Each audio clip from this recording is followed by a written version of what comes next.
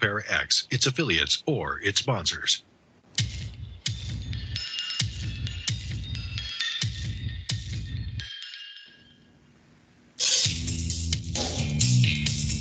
Supernatural, metaphysical, paranormal. You know, all those things you've been wondering about? Are you ready to go deeper into the realms of the unknown? I hope you've got your walking shoes on, because life is an adventure, and this is the journey. Come on, let's go.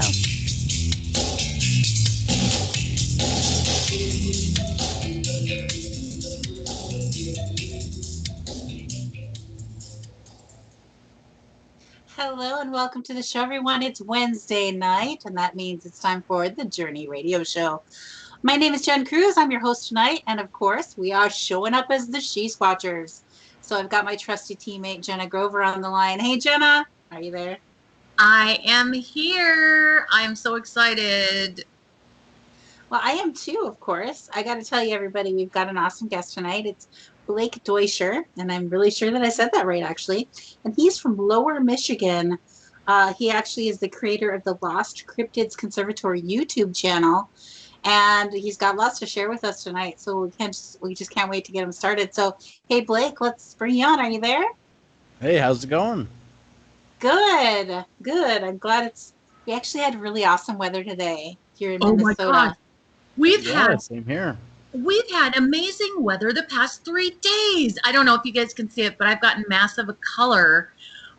It's been amazing. I'm visiting my mom, and she lives at this great big cabin, and so we've been out on her deck sunbathing for 3 days safely, not being around other people. So Right. Awesome. Right. In Minnesota, that's a big deal. No, and it's the first time this year. Yeah. Yeah, for sure. For sure.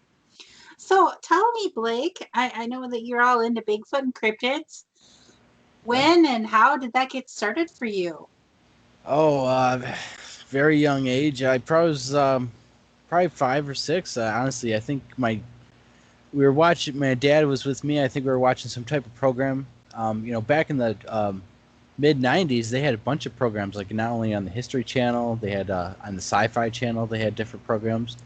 They had X sightings, and Leonard Nimoy came back, and he actually did another program, and it was Ancient Mysteries. So that was actually on, and so I grew up watching those programs, and my dad was telling stories about Bigfoot, how it could be, and the Patterson film. So I started reading books and went off from there, and then at about the age of 13. But before that, I was out in the woods. But at 13, I was really in the woods, and then I had my first encounter. It was not only about Bigfoot, but all the cryptids, and even UFOs and ghosts and all that. But then I kind of just shifted away and more into the cryptids side. So you're into Bigfoot, but what are the other cryptids that you're into? Oh, like lake monsters and the different types of creatures that are out there. Not only but the Bigfoot, the different types of lake monsters. There's the Nessie-looking one, with the long neck, but there's long serpents or eels. There's actually real animals, big eels in North America and in Europe that are get to these lengths, and they are big. They're very rare though. But just watching Animal Planet and stuff, all these different creatures that could be real, and even under the ground. I don't know if you guys seen the movie Tremors, but they're big giant worms. Oh yes. How many are there? Like 50? But different movies like that, especially the old ones, where they're going into the earth of caves, and there's like giant bugs in the caves. It seemed real, and so there's just so much out there we don't know because we don't explore it. Going into the earth, we don't have hardly anything explored, and honestly, most states are mostly covered with forests. I know Michigan is over 50% forest. I don't know about your state, but I'm sure it's just as heavy, if not heavily populated. So there's a lot of space and habitat for not only Bigfoot, but these other cryptid creatures that are witnessed by a lot of different people. We've got the 10,000 lakes here in Minnesota. surrounded Exactly. by the zillions of trees. Yeah. Exactly. And you can get lost up there. I mean, it's these places that are actually in our own backyard here in Michigan, Minnesota, you know, our own states where we feel safe, you know, it's our state, it's our country, but you can actually get lost in some of these places that our researchers tend to go, or even normal people, even just camping on the lake, they go missing. So it's all fascinating. So. It can happen. I mean, I'm going to admittedly say that I have been lost in the woods before. Lead the way, Jenna. Show us where to go. Not that way. Well, it is easy, even if you're experienced. And I've got turned around. I wouldn't say I've got totally lost, but I've got turned around, and it can happen easy. And if you don't have your wits about you, it definitely can wear you down to where you just give up. And I think that can happen to people, and they get themselves in some dangerous situations because they're not prepared. They didn't pack enough. They didn't train. They didn't scout the area enough. They didn't have the skills. These are all things that you need to look into, because regardless of you're looking for a 9-foot tall 1,200-pound animal or individual creature, but just being out in the woods is hazardous. Weather's hazardous. So crossing rivers and water is very powerful and very dangerous. So there's a lot of things out there just besides cryptids that you need to worry about and watch out for and prepare for. So. Yes, yes. Well, if you haven't been at least turned around in the woods, you definitely haven't been out there enough. So. Yeah, I think that's a good assessment. Yeah, it's good. It's going to happen. Yeah. It's going to happen one day or another. Well, now when you go out, I know you are into cryptids and hunting and all sorts of man things, but when you go out, depending, whatever you're doing out there, whatever you choose to do you take out compasses and whistles, or, obviously you were talking about hunting, so do you take out guns with you too when you're just looking for maybe cryptids? Yeah, if it's hunting season, I'm actually hunting. Yeah, I'm going, but I've had encounters when I was hunting, wood knocks and stuff. I do not carry a compass, although I would recommend it if you're in an area where you don't know. If you guys say you guys go to northern Minnesota, these places you have no clue, you haven't been to, I'd recommend a compass. But places where you've been to, you are familiar with, compasses aren't necessarily needed. Also, learning the stars at night. So when it's night, it's clear, you can see the stars, and you can tell when this constellation's over here. It's the eastern side. It's about this time. You can head in that direction. So sure.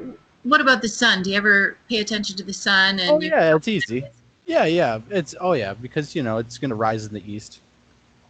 So you usually know where you're going. Summer or winter, it's going to flex. So you're not going to be generally on point, but you can tell the general direction of east and stuff very easily. And these are all skills you need to know.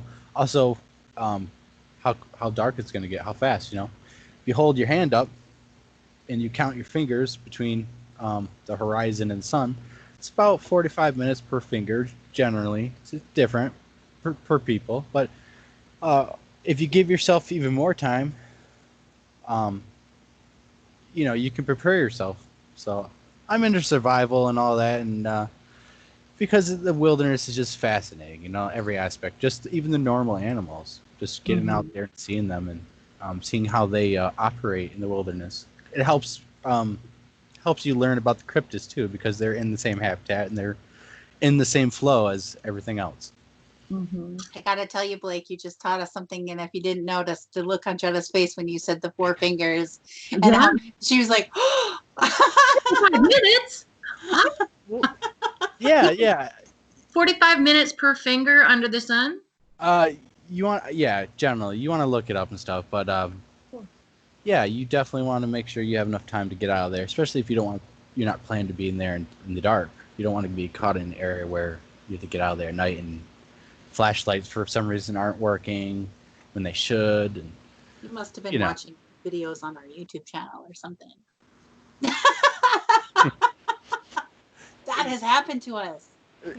Well, technology fails. It's happened to me, actually. Some weird stuff has happened, and So things out there are just, it's weird.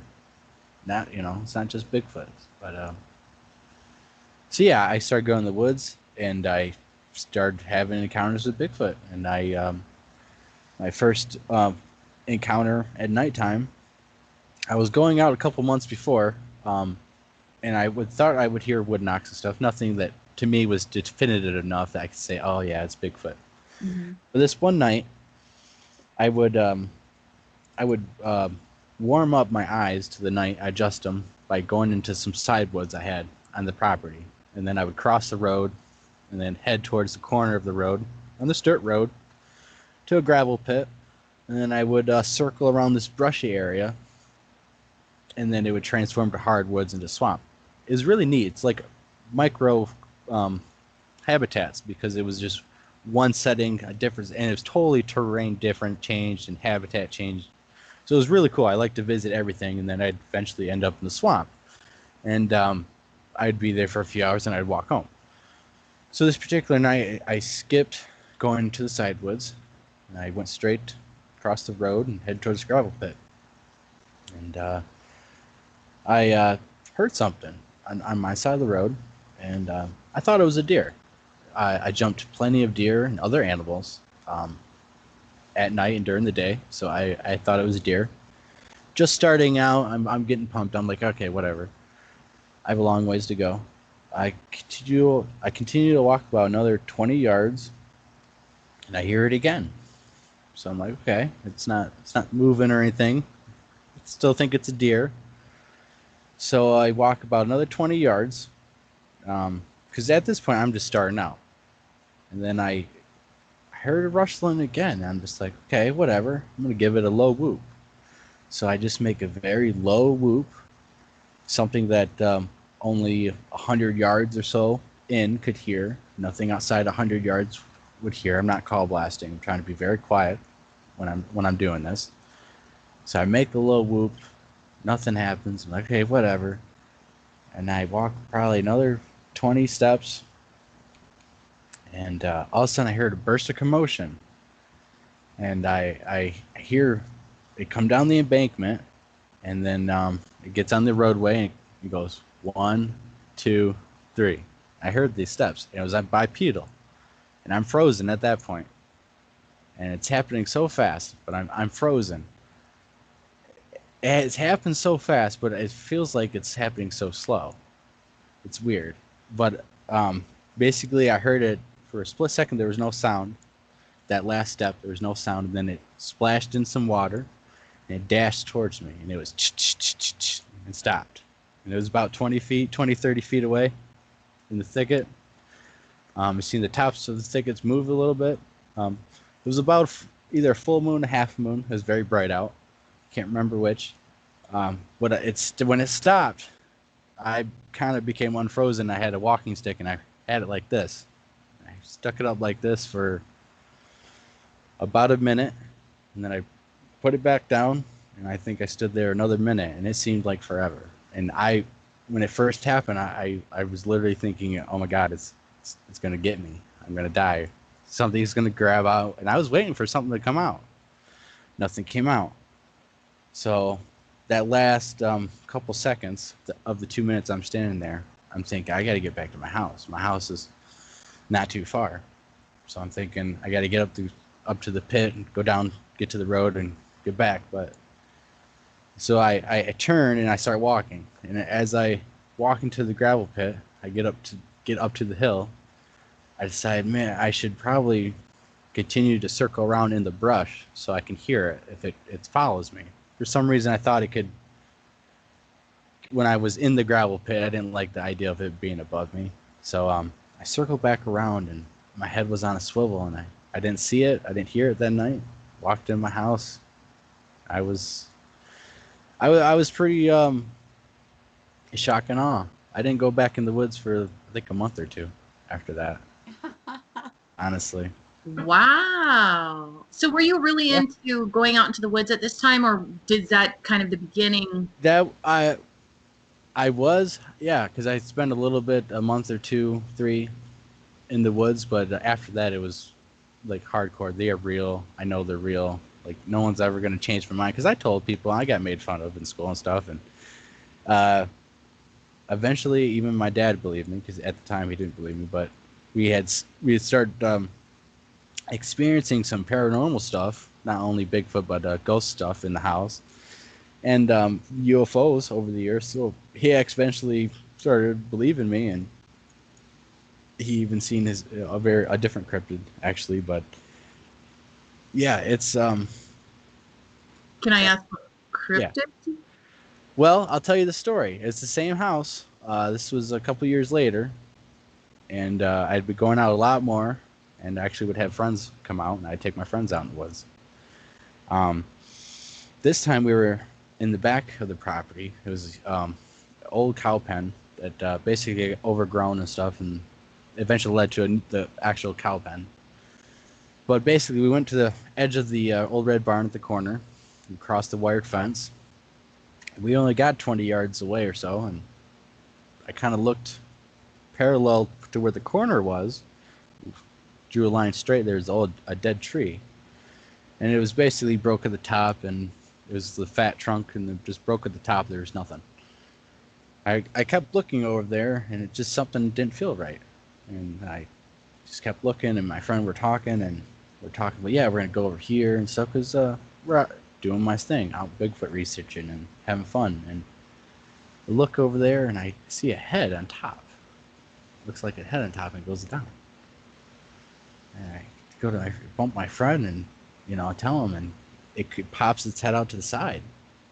And this creature is humanoid, and it looks bald, and it tree peaks a little bit, and it comes out again, and this time its shoulder and arms come out, and I could see that it was super skinny. It's super long, but super skinny.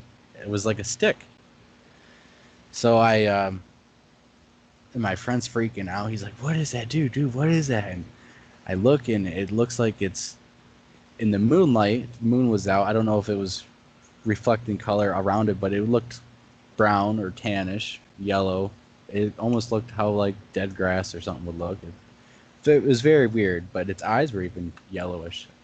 They weren't glowing, but it was yellow. It looked yellow to me. So it tree peaked the last time, and it came out a lot, and you could see a little bit of its leg area. And this thing was about 7 foot tall. It was tall, taller than me, and I'm 6 foot. But it was so skinny that even at the time, I think if I had to go and fight it, I could just break its arm over my knee like a stick. And so I ran.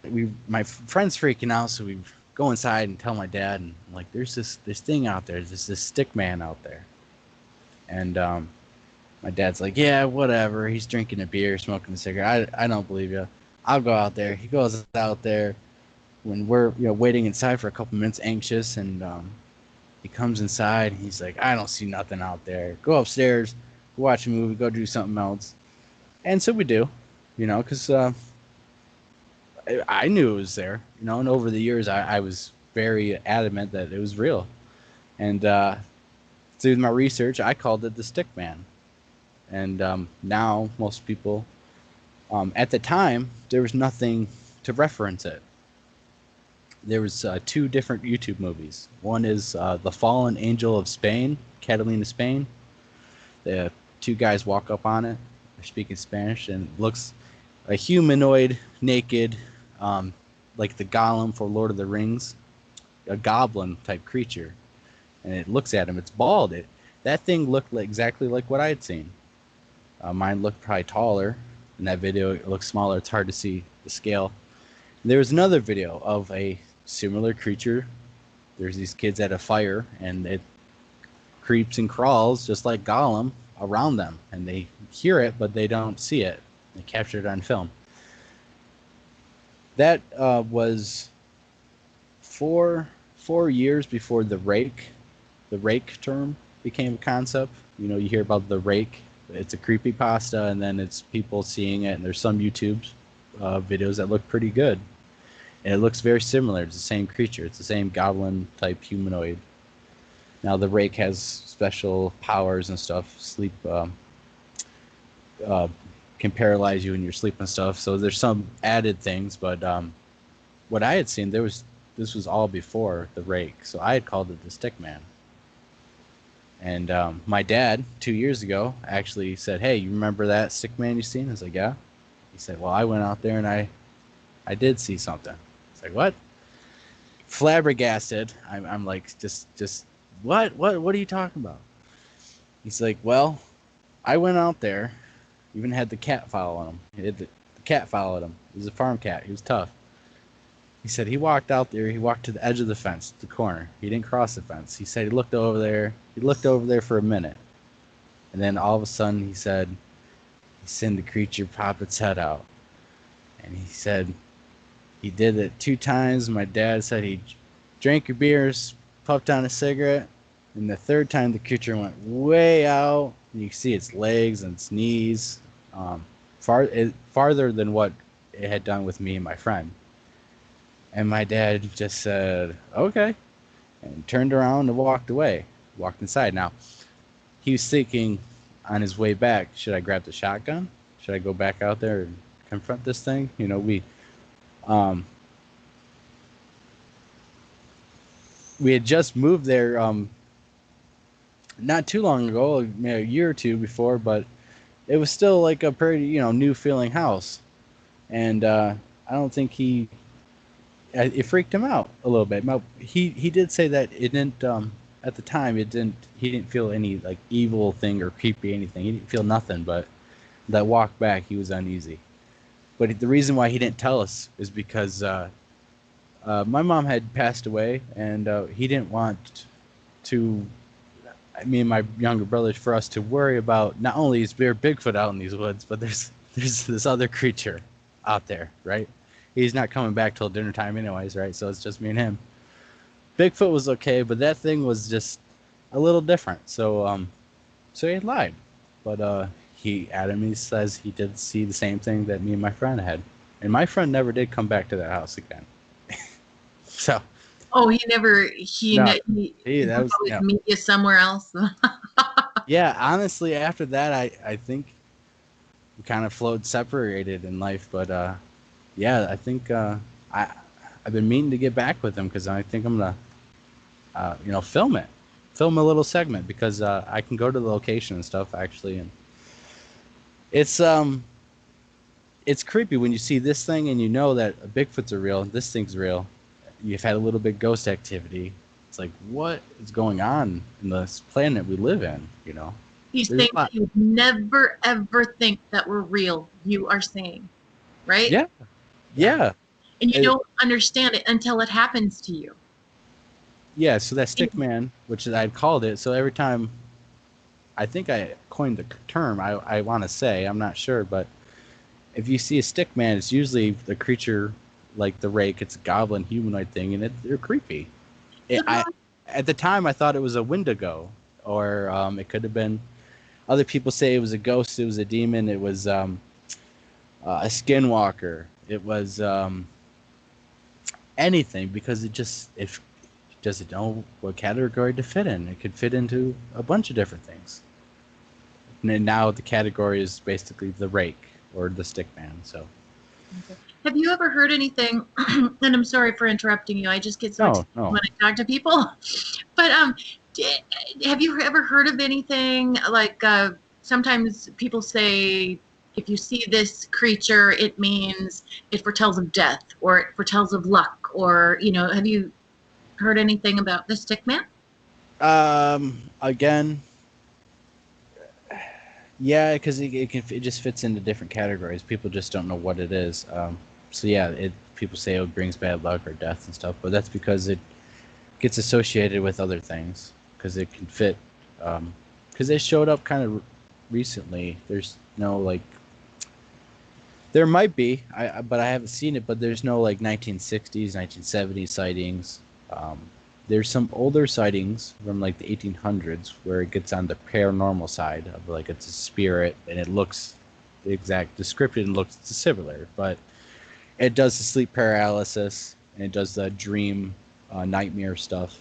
So that's where it gets its paranormal powers from, because it fits the description of these stories back in the 1800s and later. But they kind of it just showed up in recent times. The Stickman creatures, rake. So what do you think it is? Where do you think it comes from? Well, if you study the Native American legends, it could fit into a few different categories. Like I said, like a Wendigo, because sometimes they're described as skinny, skeleton-looking creatures. And this thing looked super skinny. I've had people say, "Well, why wasn't it a Bigfoot?" And if it was a Bigfoot, it would be on the verge of like death. Like it wouldn't be able to move. Like you were just a skeleton version of yourself. If you fell down, you would break itself because you're so emancipated. So it's something else. And the Moon People, which is a Cherokee legend, the Appalachia of this different race of people who were blind to the light. They see in the darkness. They were cave dwellers, and I thought for a while that maybe these were that because I don't know, it's a goblin cave dweller. That's what all the research points to. If on the European side, it's a goblin. They're cave dwellers, or they live underwater and stuff. So I really don't know. Some people, if some people seen it, they would probably say it was a gray alien because it just looks humanoid and it's weird. Well, and that was what I was going to ask. Because you see and you hear about aliens and how thin and frail they look. Yeah, same thing. Yeah. Are you thinking maybe that it could possibly be more alien or more cryptic? I think cryptic. My dad didn't say it was a gray alien. It didn't look like a gray alien because we watched all the UFOs, together. Like you said, I grew up on it, and he was right there with me. No, he always felt it was something else. What? Oh, I'm so sorry. I said, what was the shape of the head again? It's just bald and humanoid. It wasn't elongated or anything. So it's just regular, like... Yeah, if you see there's a picture of the rake. It's on a trail cam, and it's really bald and has really bright eyes. That picture came out a couple years after my sighting. That thing looks very similar. There's a couple videos and pictures of these things that look exactly like what I seen. But they're associated with the rake. We don't know what they are. So there's not only Bigfoot out in these woods, there's other things, and swamp monsters and all these, because there's reports and sightings, and people see these things. I seen these things, so there's more than Bigfoot out there. We've been hearing reports of these giant black snakes in the rivers here in Minnesota and South Dakota, and even up in Canada. And when I say giant black snakes, I'm talking about an oil barrel around size. Have you been hearing any of that in Michigan? Oh yeah. Here in the Great Lakes, we have a bunch of different reports of different types of creatures, but those are the serpents. Now we do have, they could be the eels. We have actually big eels that get pretty big sizes, but these might be even more gigantic versions or a subspecies, which would be, yes, that exactly. Now that picture came out a couple years after my sighting, and that I was like, there it is, bam, that's exactly what I had seen. And it's skinny, like a stickman. Its arms I could just break over my knee. It looks like Gollum from Lord of the Rings. It's a goblin-like creature. To me, it looked like it's a cave dweller. It could be the Moon People. The Prairie People, the mound builders are from Michigan, but I think they're a different race. It's hard to fit those things, and it seems like it's a modern phenomenon. So, well, here we are at the halfway mark, so we're going to take our 2-minute commercial break, and we'll be right back. Yeah, so stay tuned, everybody. Awesome.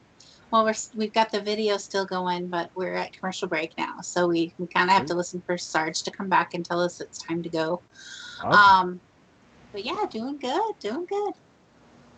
Yeah. Stories. I know you told that other story, but I had to ask because it's such a good story. Well, the Stickman story kind of gets left behind because of I obviously do more Bigfoot stuff, but it's one I always enjoy telling because my dad came out and finally told me, and you ask him and stuff, and see, he hangs out on my Facebook group, and he'll sometimes ask. He was the one who told me to ask you guys about the alien stickman thing. It's because it's so out there. Yeah. I suppose, is your dad listening tonight? No, he's in bed. He's got work. So maybe he can listen tomorrow. when this comes out, yeah, and I get posted to the group, yeah, he'll be listening. He's enjoying all this stuff. So hi, Dad. Hi, Dad. Yeah, he's great. I'm gonna sit down and interview him and stuff one of these days because it's just fantastic what we both had seen. I'd love to see what he says and hear what he has to say. I want to get on location and show exactly, because I know it's like burnt into my memory. It's so horrible. 30 seconds. Thank you, Sarge.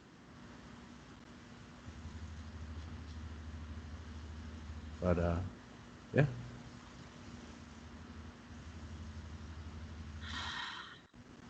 My energy drink is finally kicking. And I'm getting ready to take a nighttime Tylenol.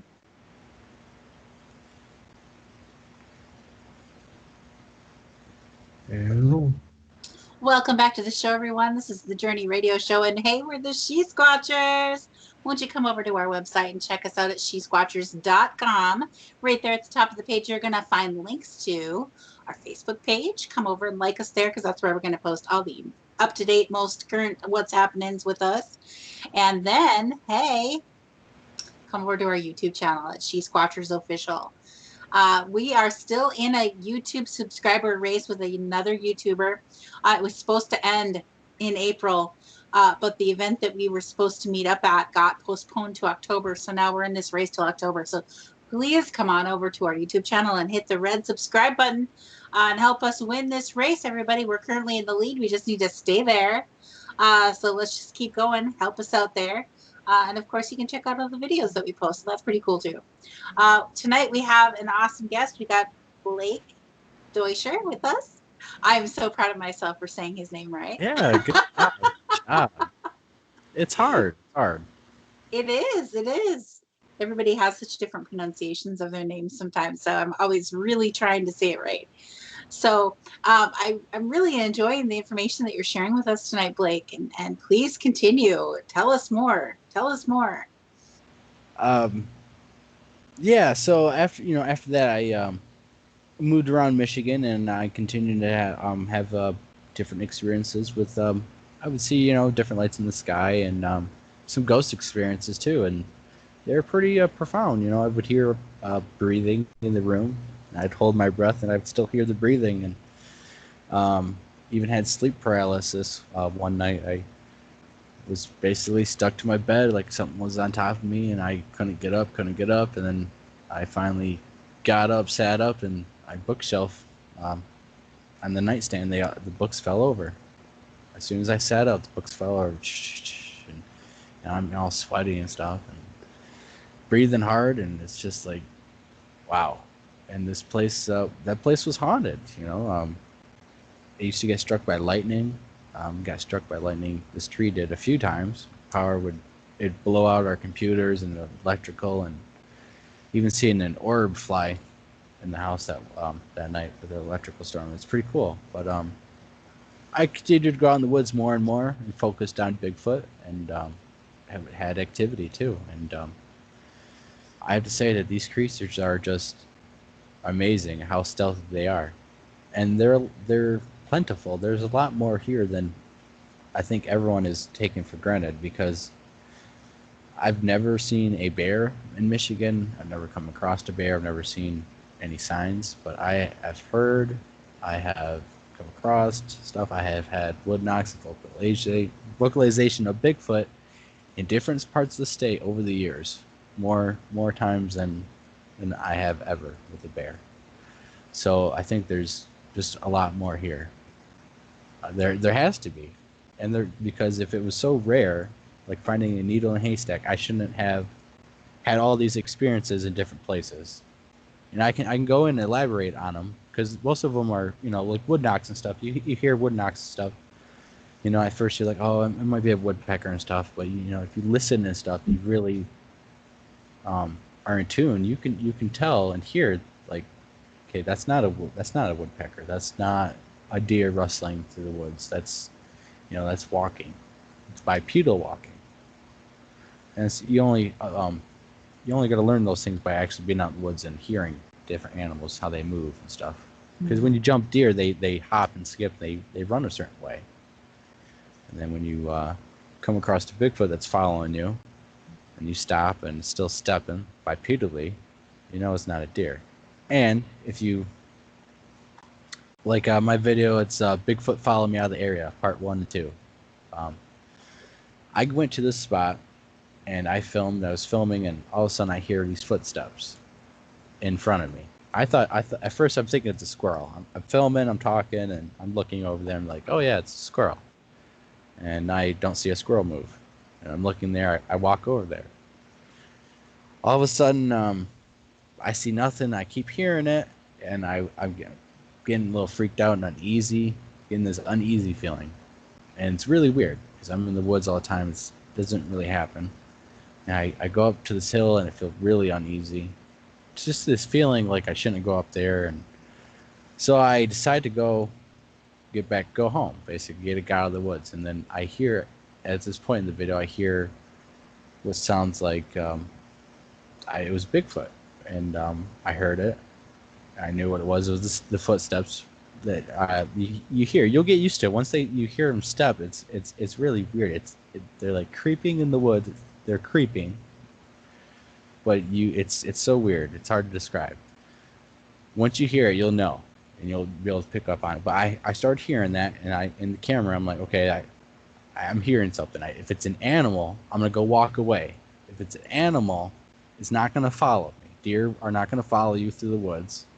Chipmunks, squirrels, whatever, a black bear, whatever it is, whatever you can throw at me, that's an animal that should be there. It's not going to follow me. So I start walking, and 100, 200 yards, and then I stop and I listen, and all of a sudden, bam, it's around me. They're following me. And it sounded like 2 to 3 around me. At one point I stopped, and I'm filming, and I'm thinking, I'm going to get on my camera. They're right there. They're right in front of me. I should get on my camera. I don't see nothing. I hear them, and I'm getting, kind of sketched out. And I get all the way to my car, and I keep filming and hearing them. And I think at one point I'm like, I don't want to stay here. I don't want no missing 411 crap to happen, because reading those books and stuff and all that, it gets you thinking more. So I'm getting followed out. I get all the way to my car, and then they're literally 2 of them on both sides following me, just outside of my sight. I cannot see them, but they're right there. It's just like it's like they can see where my vision can stop, and they're just beyond that. They followed me all the way to the car. I could hear them on both sides, and got in the car and reversed really slowly, and I drove away real slowly, trying to see nothing. That was an experience. That was last year, and that taught me that they can get very close. And for whatever reason, I don't know what it is, I'm not saying it's like magic powers of the woo, but they have a way of, we just can't see them. I don't know if it's because they're camouflaged. We're just so used to how our pattern looks in the woods that we just can't catch them. I'm not sure.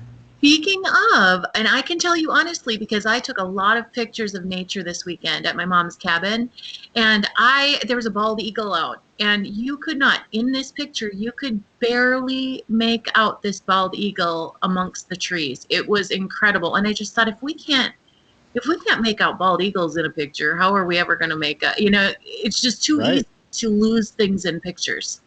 The lighting, exactly, the shot, everything comes into play. And I will admit, when people try to show me pictures of, hey, yeah, it's Bigfoot right here, can't you see it? It's like, I'm blind to that. I cannot see that. Drawing circles and pointing me in the right direction helps me a lot, because I just don't have that skill. I don't know. But I can tell you that's why they're hard to film, because firsthand experience. They get close, and I've been close at night. At nighttime, they get real close, but you can't see them at night. But during the day, that was the closest and most uneasy I've felt in the woods for a very long time. At nighttime it's different because your senses are heightened, but being followed out like that during the day by multiple Bigfoot was pretty interesting. And did you kind of almost scare yourself too? I know when you're out in the woods, because were you alone when you were out there, by the way? Shame. Yeah. 90, well, since this last year it's changed. I'm out with a lot more people, but I would say 99% of the time I'm by myself in places where I go. So you don't have the issues of kind of making yourself scared, talking yourself into things, because a lot of people who look for ghosts too, and they psych themselves out when they're in a house when there's nothing. No. You don't have an issue with that? It was the only thing that was it was a new area, so that was the only thing that was just a new area. But no, I mean I've been doing this for 16 years. I've like I said, that very first bluff charge, it wasn't really a bluff charge because it didn't make any aggressive notion to me. A bluff charge is a sign of an aggressive move to tell you to stop doing something. This thing just came up towards me. It wasn't bluff charge, but I just say bluff charge. But I just lost my train of thought for a second, actually. That's okay. I've actually got another question for you. Yeah, go ahead. When did you start getting into? I know you said you were interested into the survival kind of thing. How old were you when you got into that? Because it's right around that first sighting, the second sighting. Over the years, just being so close to them, you hear them, especially at nighttime. It's like, man, these things are so close to me. That if they just wanted me, they could grab me at any point. And most of the time, I have a big Bowie knife and a walking stick. A big knife. Just being out there, I just wanted to be more prepared. And so you get into the survival stuff, and it's I don't know if it's just a guy thing, but it's guys gravitate towards more manly stuff, right? But it's good skill set. Even women should and need to learn, because you guys do. book, love that thing. You guys can do every single thing, and it became because people get lost, people just get hurt just being in the areas. They're not looking for Bigfoot. They're just hiking, and they still get hurt. They still get in trouble. They still get in these situations. Now you're trying to look for Bigfoot, and you're actually trying to get to these super remote locations, these super hard points. You're going through these super dense swamps. Like, you're going and doing things the opposite of what people do when they're trying to get out of situations or get out. You're trying to put yourself into a harder situation to get out of if something happens. So you should be prepared. And it was a big mindset that I should be prepared, and you should learn the animals, the insects, the plant life, because if you get stuck out there, but this is what Bigfoot's out there doing. They're eating, they're living out there, they're thriving. So they're gonna learn the plants, what to eat, what's poisonous, what's what time of the year the animals are doing this or doing that, when's the best time at night to hunt, doing and just all that. So I collected books and stuff, and I actually take a book out in the field that references flowers and all the animals of North America, everything I really need. So Nice. yeah. So in Bigfoot, they're basically the master woodsmen. They literally have all the skill set, and they are strong and physically that they could just do everything imaginable, and it's amazing. Do you have a lot of wetlands there in lower Michigan? Yeah? Yeah, a lot of swamps and marshes, yeah. The cattails, the long grasses that look like long grasses, but they're very thick. Yep. Those are actually very edible, and I think that might be a staple. That might be a staple for them. Have you ever eaten that? Because I have. The roots, I think. No. The roots are edible, right? The roots are edible. They kind of taste like a rutabaga, but that's in the fall. But But even in the summertime, you can eat. No, I want to though, because exactly, people do eat them. People have survived on them, and they can be made into a delicacy. Yeah, But there are tons of that around here. actually, if you take the part that actually looks like the big grass, and you peel the top end, you peel it, the end of it's going to be like a needle, and then it's going to have like a thread. You can use that to sew. But if you peel the green stuff off of it, the inside of the whole inside tastes like a cucumber. Right.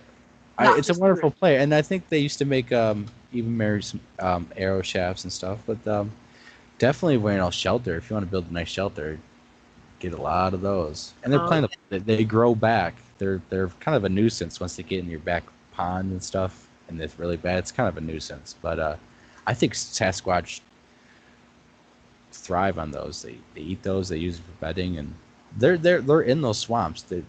There's even the animals and deer. You'd be surprised. They go in these deep swamps. You can see the game trail. It goes right in the swamps where it's like, if I go in there, it's past my knees, and the deer are in there, even raccoons and stuff. But they can stay above the water a little bit easier. But it's interesting to see, because the different game animals are using the same trails that Bigfoot do, and they have no problem, unlike if people tried. So we've got Kat in the chat room, and she's asking, Lower Michigan, cool, where at? I'm kind of private about my areas, but I am below the rifle line. If you're from Michigan, it's just a line we draw in Michigan where you can hunt above with rifles and below with shotguns. Just lower Michigan is basically, you take your hand. This is Michigan. Basically, lower is below this, and then northern, and then the UP. So actually, I divide Michigan into 3 parts because each place is very vastly different. Northern Michigan is way more rugged and rural, obviously, less populated. And then the UP is even more dense with woods and swamps. And we, in Northern Michigan, we have the biggest swamp in eastern Michigan. I think it's a cedar swamp. I might have that wrong, but it's the biggest in eastern United States. We have the Great Lakes, huge bodies of water. In Michigan, just probably like northern Minnesota, you're never more than 4 miles from any fresh water source. That's for sure. So we have plenty of water. That's not even an issue. Water is like not an issue here. So Kat says she's in Lenawee County, and she's wondering like what county or what area do you live? I used to be in Calhoun County, which was in Battle Creek. So that's where I have been, and there's definitely Bigfoot, Sasquatches there, even some UFOs there. All the counties in Michigan, they all have sightings basically. Even next to Detroit, outside of the city limits in Detroit, there's Bigfoot calls and howls being heard. So Michigan has them everywhere, every single county. Do you ever wonder? Oh, I'm sorry. Go ahead, Jen. Sherry in the chat room is asking, can you make archery equipment from scratch? Me, no. Okay. I'm not that skilled. I am gonna practice making fire from sticks this year a lot more. No, I try to build a spear. It's a lot easier to do that. We're not gonna see you on Naked and Afraid, are we? No, no. But interesting enough, some of those people have had encounters with things on that show.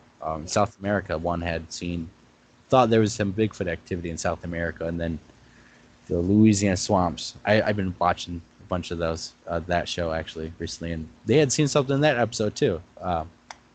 Don't know, but I just started watching Naked and Afraid XL, where they're doing the repeat people. Then they're doing 40 days.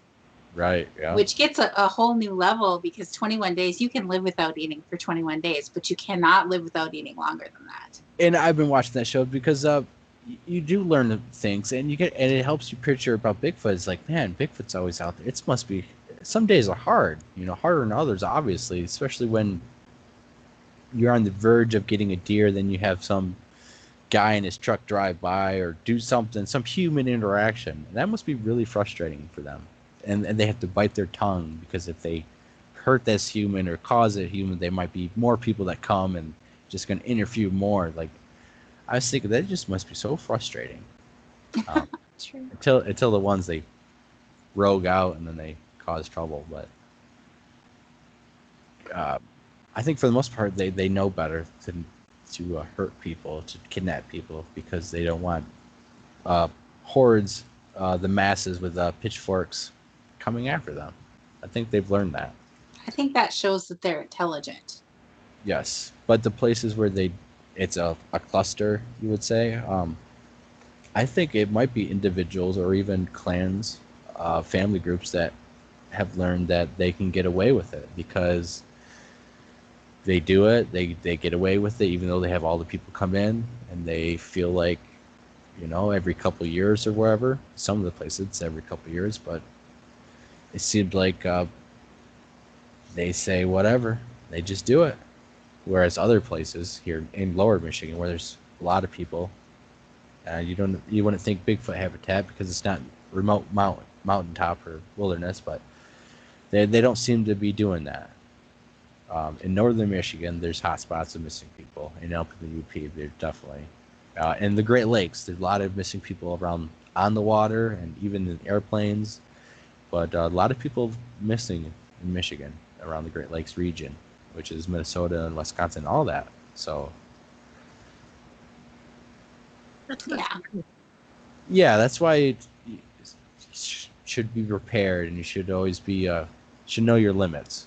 And the land and area that you're going to be in. That's so important because every area is so different in what you can eat, what you can't, the bugs, the poisonous snakes, and spiders. Quicksand. Yeah. We actually were going to go into a place that had quicksand. And I was like, what? Quicksand? That's a funny story. Yeah. Michigan, we don't call it quicksand. We call it muck. But it's basically like quicksand. It's heavy mud that basically will suck you in. And I've had a few experiences where one time at night it was getting dark, and I was in the middle of that swamp, that same place where I had my first encounter.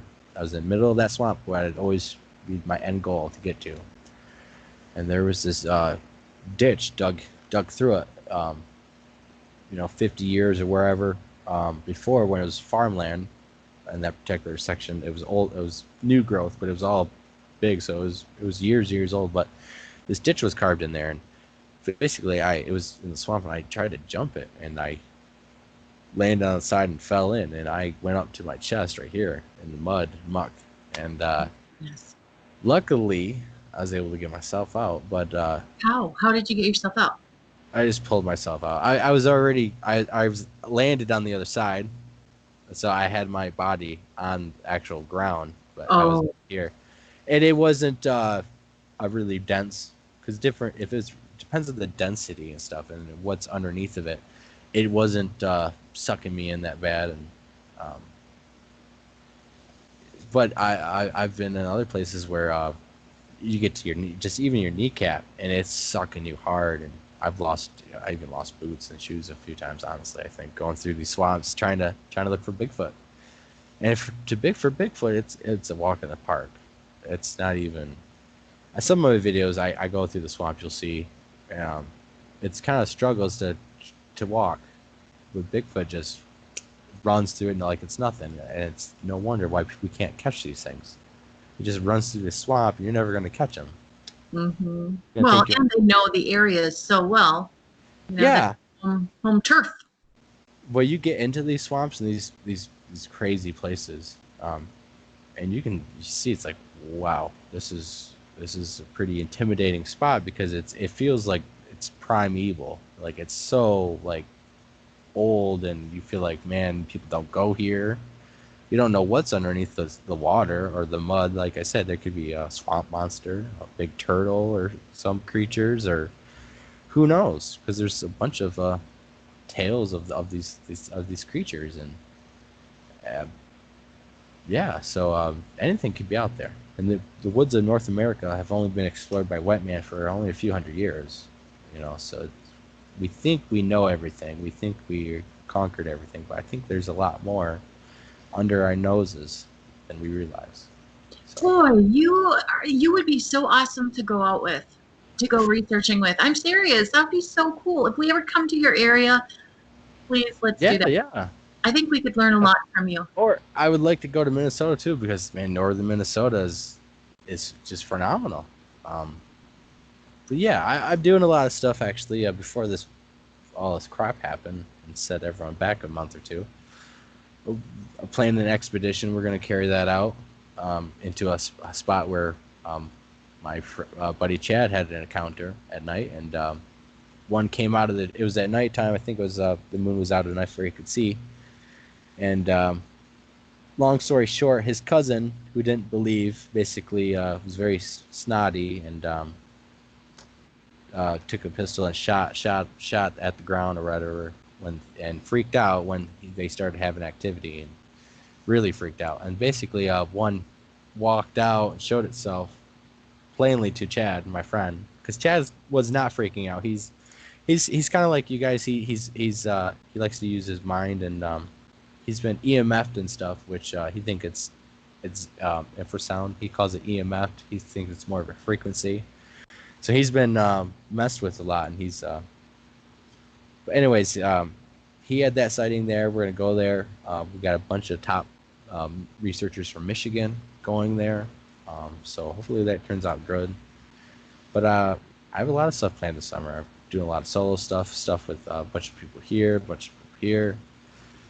We had a bunch of conferences going on in Michigan. Unfortunately, they're getting canceled, and as you guys know, being rescheduled, which really sucks. But I think the fall is going to be a really good time to get out, especially here in Michigan. So I think that's what we're going to have a big public maybe camp out or something. I'm not sure, or maybe another private one. But I'm definitely going to have a big get together. So that's fun. That sounds like fun.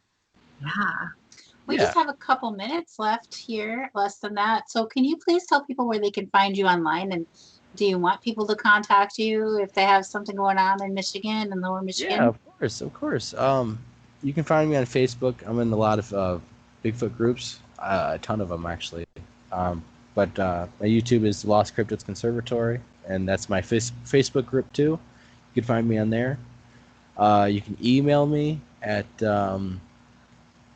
lowercase b blake.440dodge@yahoo, and that's because Dodge makes 440 engine blocks when they're big muscle cars, and that's my favorite type of motor and type of muscle cars. Like I said, I made it back when I was 13, so it's it's been an old and good one. So you can contact me on there if you want to message me for encounters. But on Facebook, you should be able to find me. I'm in a lot of Facebook groups. I'm posting a lot of stuff. Trying to just build up my channel and do different things, and awesome. Well, go check them out. Lost Cryptids Conservatory on YouTube and on Facebook, everybody. Thank you, Blake, for joining us tonight. And tune in next week, everybody. We're going to have Michael Cook joining us from Cryptid Research. So come check us out next week. We'll see you then, and stay safe.